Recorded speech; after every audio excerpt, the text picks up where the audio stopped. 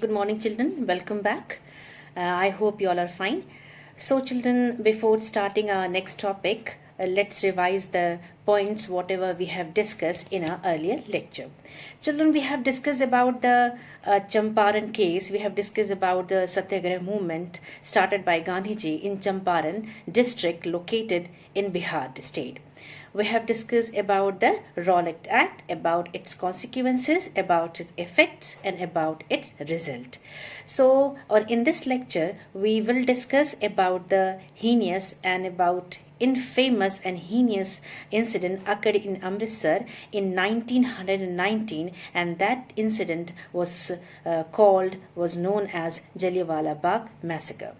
यानी हम पिछले लेक्चर में हमने जो है वो चंपारण क्षेत्र यानी चंपारण डिस्ट्रिक्ट में किस तरीके से गांधी जी ने सत्याग्रह आंदोलन का आह्वान किया था, वहाँ किस तरीके से वहाँ पे उन्होंने किसानों को प्रोत्साहित किया, प्रेरित किया कि वो बागान के ओनर्स के खिलाफ वो ब्रिटिश के खिलाफ वो विद्रोह करे और अपने हक के लिए लड़े।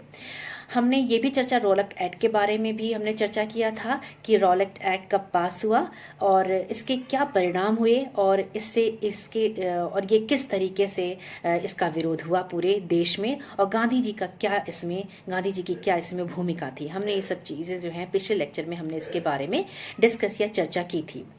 So children, we have discussed about the Rowlatt Act and how Gandhiji started a nationwide satyagraha against this unjust law, and we have also discussed that how people reacted with anger, and Gandhiji wanted non-violent civil disobedience against unjust law, that is the Rowlatt Act.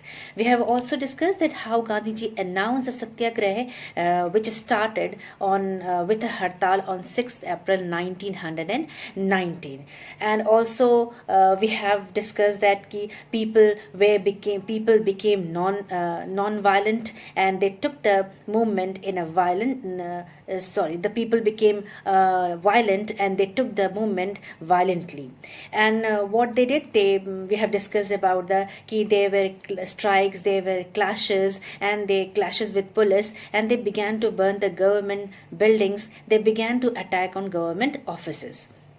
And then seeing a violence spread, Gandhiji called off the movement because it was to be the peaceful movement, but people became violent and they took the andolan, they took the movement violently. So however, the Britishers they began to suppress the nationalist and national movement and satyagraha movement, and for this he appointed General Dyer to suppress the nationalist and national movement or satyagrah movement, and General Dyer took the command of it.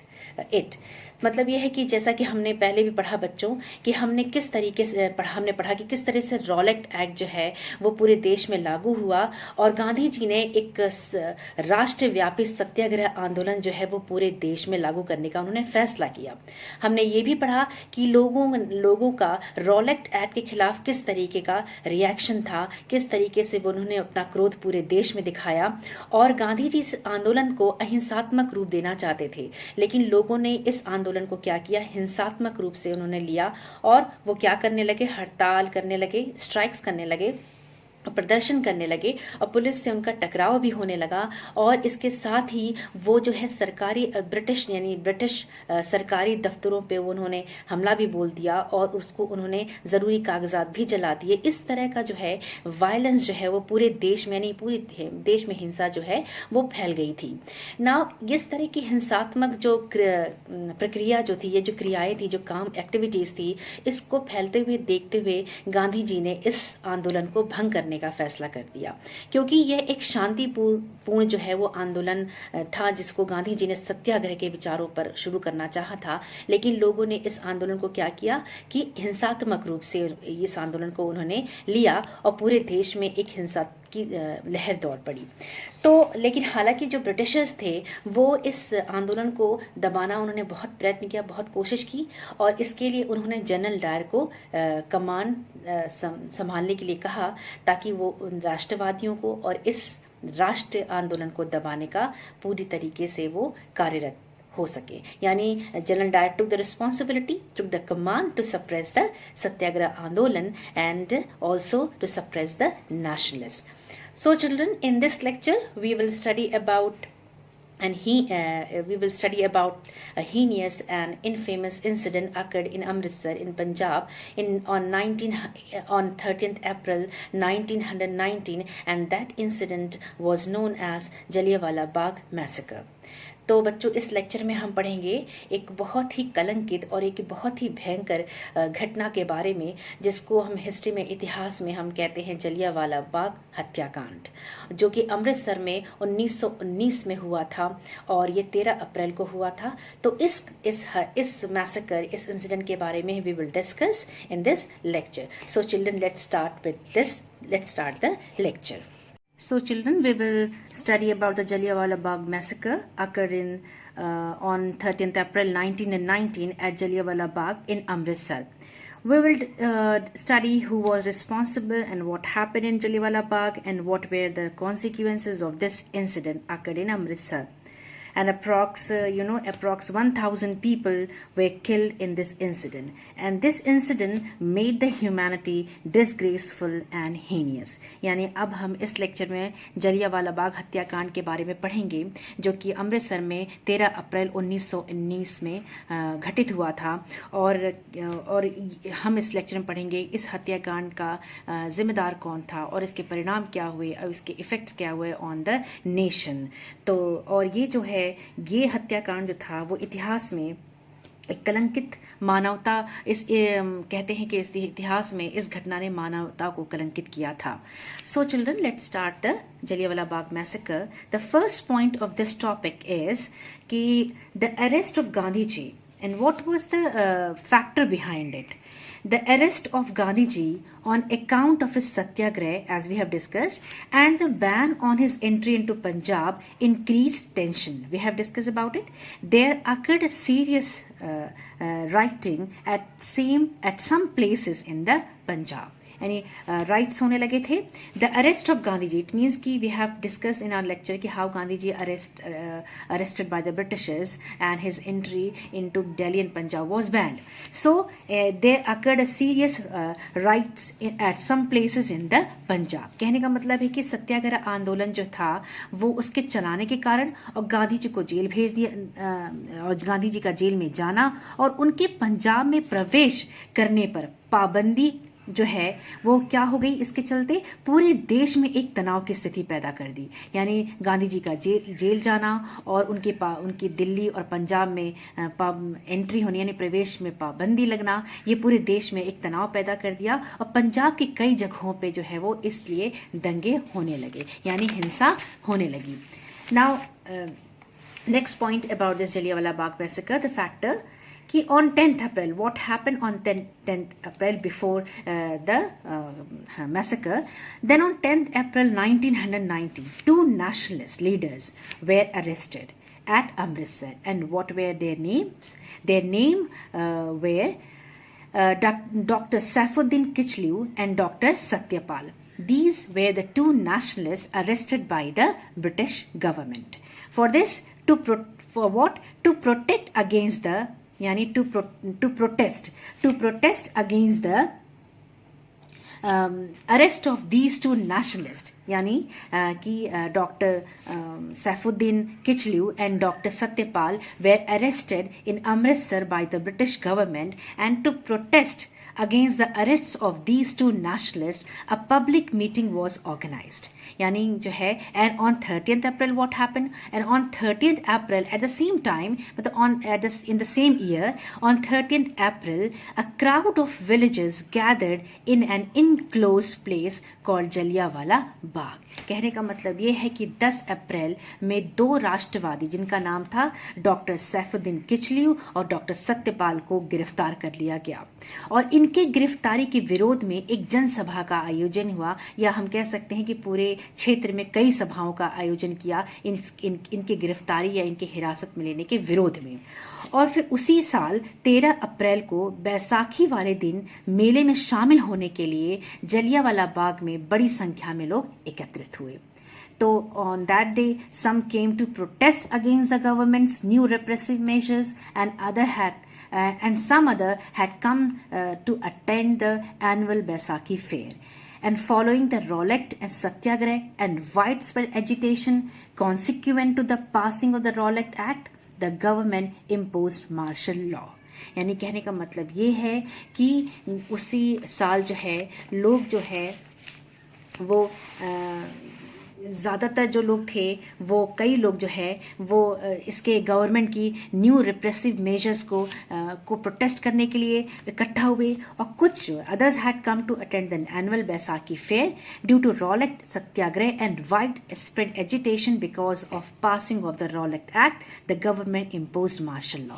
कहने का मतलब ये है कि उस साल जो है कुछ लोग जो है ब्रिटिश सरकार की दमन नीति के विरोध में सामने आए, यानी जलियांवाला बाग में, यानी ऑन 13 अप्रैल कुछ लोग जो है इस तरह की जो दबाने की जो नीति थी ब्रिटिशर्स के, उसके विरोध में लोग सभा करने लगे, और कुछ बैसाखी वाले दिन मेले में शामिल होने के लिए जलियांवाला बाग में एकत्रित हुए। और रॉलेक्ट एक्ट के लागू होने पर सत्याग्रह आंदोलन, जैसा कि पहले भी था कि रॉलेक्ट एक्ट वैसे भी लागू हुआ था और उसके विरोध में सत्याग्रह आंदोलन पहले से वो पूरे देश में फैल चुका था। तो जो क्रोधित जनता थी उसके आक्रोश से पूरे देश में उसके आक्रोश को दबाने के लिए ब्रिटिश सरकार ने क्या किया, मार्शल लॉ जो है वो लागू कर दिया। यानी मार्शल लॉ जो है was imposed on the people. And before going to our next topic, हम पहले समझेंगे कि व्हाट इज मार्शल लॉ।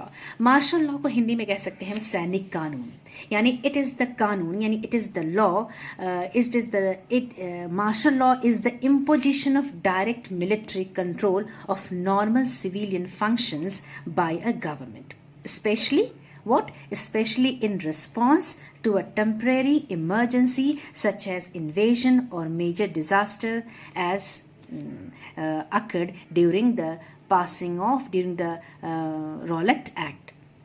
सो कहने का मतलब ये है कि martial law is the imposition of direct military control of normal civilian function by the government, specially in response to a temporary emergency such as invasion और मेजर डिजास्टर। यानी कहने का मतलब है कि मार्शल लॉ जो है वो एक विशेष परिस्थितियों में जब किसी देश की न्याय व्यवस्था को सेना अपने हाथ में ले लेती है, यानी जब किसी देश की न्याय व्यवस्था को, उसके एडमिनिस्ट्रेशन को, उसके अफेयर यानी उसके वहाँ के फंक्शंस को और उसके नियंत्रण को सेना अपने हाथ में ले लेती है, तब जो नियम प्रभावी होते हैं उन्हें सैनिक कानून या मार्शल लॉ कहा जाता है। यानी जो नियम सैनिक कानून, सैनिक गवर्नमेंट द्वारा बनाए जाते हैं वो सैनिक लॉ या मार्शल लॉ कहा जाता है। और कभी कभी किसी युद्ध के समय या कोई विशेष आपदा आने पर यह कानून लगाया जाता है। सो समथिंग कुछ ऐसी देश में भी हो गया था, तो British government has imposed a martial law on the people, in the nation.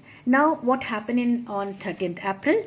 On 13th April 1919, when General Dyer heard about the gathering of thousands, he decided to teach them a lesson. And then what he did? He declared the meeting illegal. He proceeded to the Bagh with a force of 50 rifles and machine guns. He entered the area, blocked exit points, and without warning ordered firing on the crowd, killing hundreds of women, children, the old and the young.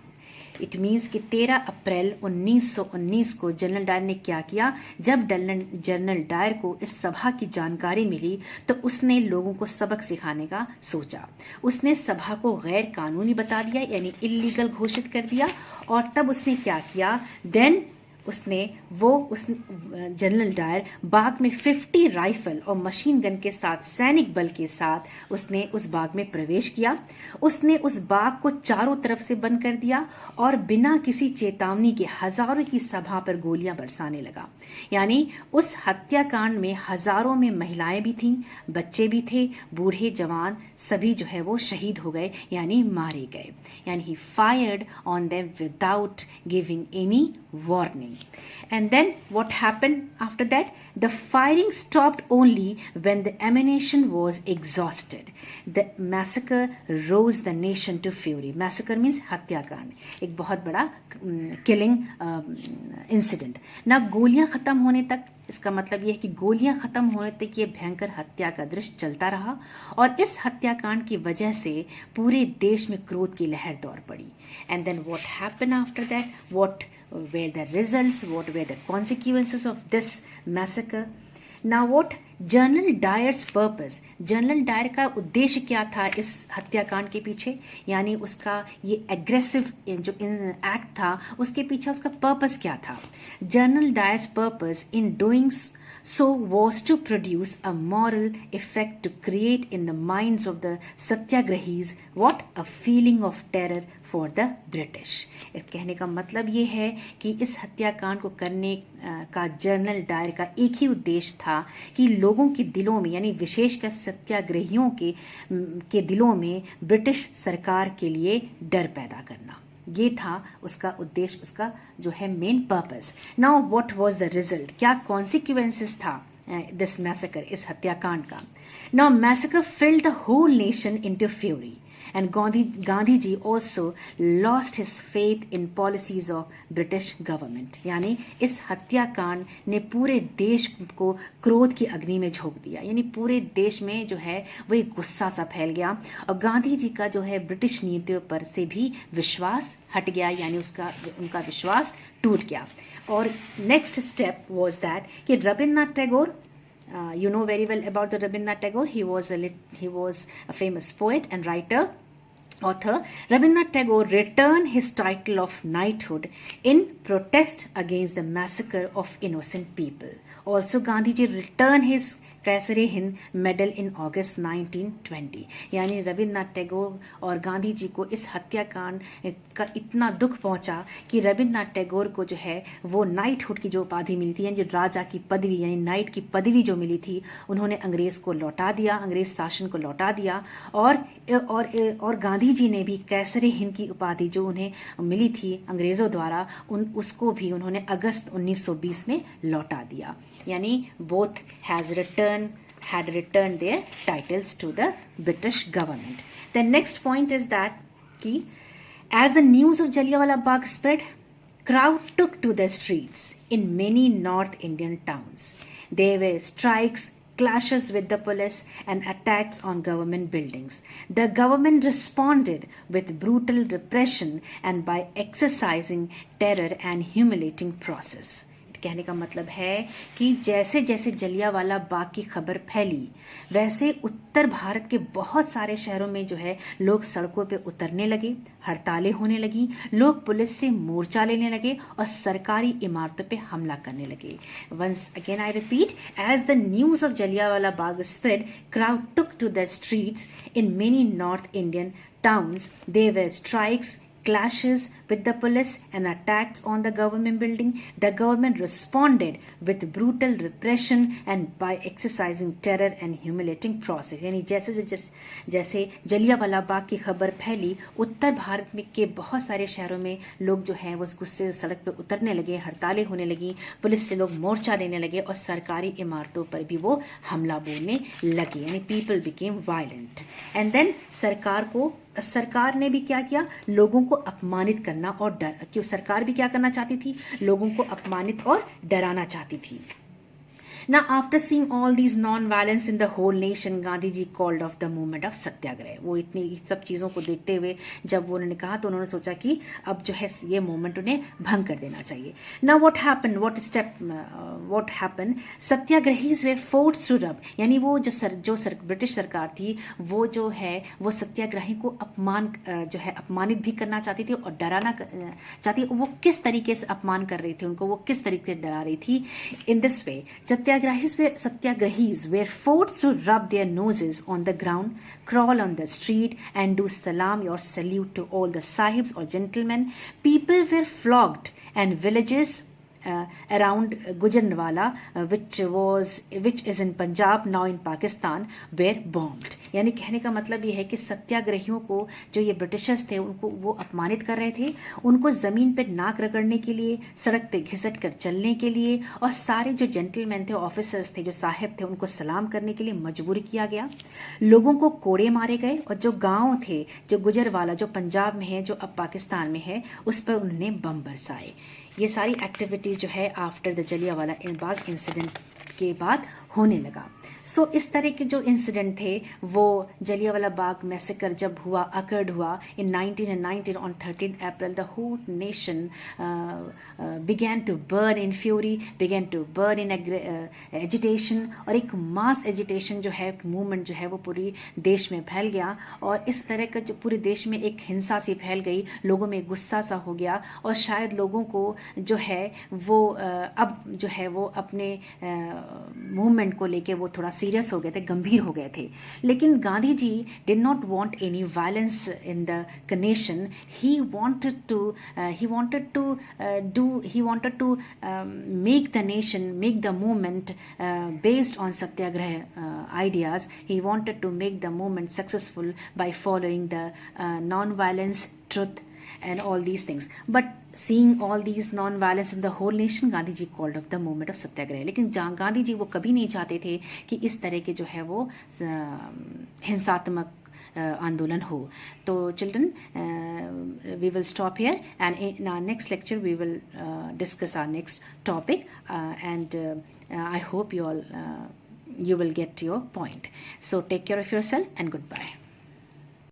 So children, by mistake I have said non-violence instead of violence in my lecture, so I corrected, and after seeing all these violence in the whole nation, Gandhiji called off the movement of satyagrah, not non-violence. So make it correct.